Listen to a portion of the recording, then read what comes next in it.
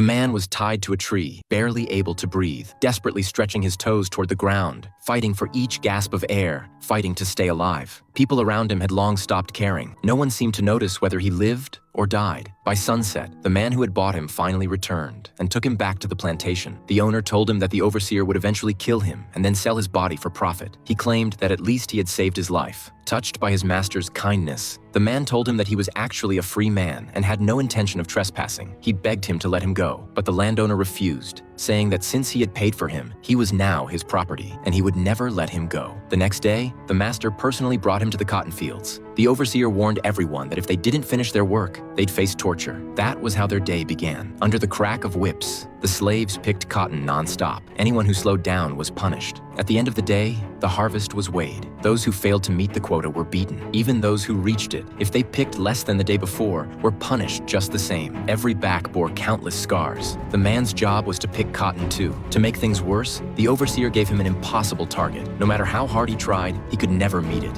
and the daily beatings never stopped. Whenever the overseer wanted to drink, he would wake the slaves up, forcing them to sing and dance for his amusement. They faked smiles through their exhaustion, and the man would play the violin for this tragic show of forced joy. Time dragged on in endless misery. 6 years later, the overseer's wife handed him a shopping list and sent him to a nearby town to buy supplies. It was the first time in 6 years he had been allowed to leave the plantation. As he walked down the road, his heart pounded in his chest. He knew this was his one chance to escape. He looked around, torn between fear and hope.